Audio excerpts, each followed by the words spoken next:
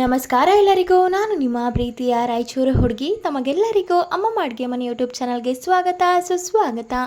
ಇವತ್ತಿನ special recipe ಏನಪ್ಪ ಅಂದರೆ ಸಖತ್ ಟೇಸ್ಟಿಯಾಗಿರುವಂತಹ ಅನ್ನಕ್ಕೆ ಒಳ್ಳೆ ಸೈಡ್ ಡಿಶ್ ಆಗಿರುವಂತಹ ಪೊಟೆಟೊ ಫ್ರೈನ ಯಾವ ರೀತಿ ಮಾಡೋದು ಅಂತ ನೋಡ್ಕೊಂಡು ಬರೋಣ.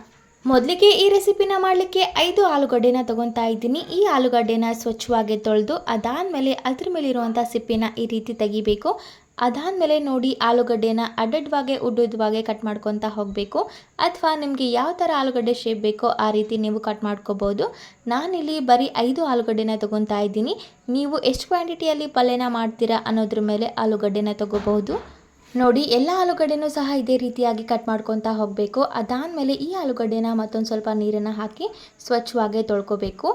ಆಲೂಗಡ್ಡೆನೆಲ್ಲ ತೊಳೆದು ಅದಾದಮೇಲೆ ನೀರನ್ನೆಲ್ಲ ಬಸ್ತು ಎತ್ತಿಟ್ಕೋಬೇಕು. ಅದೇ ರೀತಿಯಾಗಿ ಮತ್ತೊಂದು ಕಡೆ ಒಂದು ಕಡಾಯಿ ಕೂಡ ಕಾಯಲಿಕ್ಕೆ ಇಟ್ಟಿದ್ದೆ.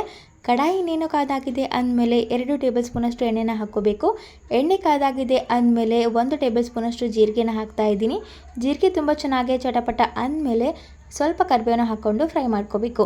ಅದಾದಮೇಲೆ ಮುಂಚೆನೇ ಹೆಚ್ಚಿ ಇಟ್ಕೊಂಡಿರುವಂತಹ ಆಲೂಗಡ್ಡೆನ ಇದೇ ಹಂತದಲ್ಲಿ ಹಾಕಿ ತುಂಬ ಚೆನ್ನಾಗಿ ಫ್ರೈ ಮಾಡ್ಕೋಬೇಕು.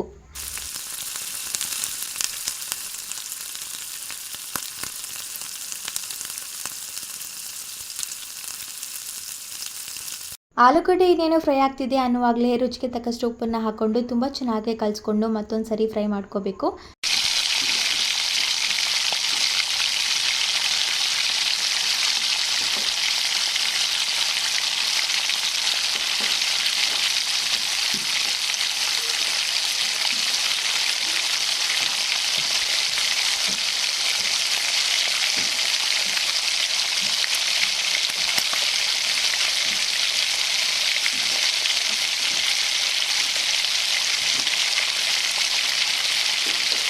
ನೋಡಿ ಆಲ್ರೆಡಿ ಆಲೂಗಡ್ಡೆ ಎಲ್ಲ ತುಂಬ ಚೆನ್ನಾಗಿ ಫ್ರೈ ಆಗಿದೆ. ಇದೇ ಹಂತದಲ್ಲಿ 1 ಚಿಟಿಕೆಯಷ್ಟು ಅರಿಶಿಣ, 2 ಟೇಬಲ್ ಸ್ಪೂನಷ್ಟು ಅಚ್ಕಾರದ ಪುಡಿ ಹಾಗೆ 1 ಟೇಬಲ್ ಸ್ಪೂನಷ್ಟು ಧನಿಯಾ ಪುಡಿನ ಹಾಕ್ಕೊಂಡು ತುಂಬ ಚೆನ್ನಾಗಿ ಫ್ರೈ ಮಾಡ್ಕೋಬೇಕು.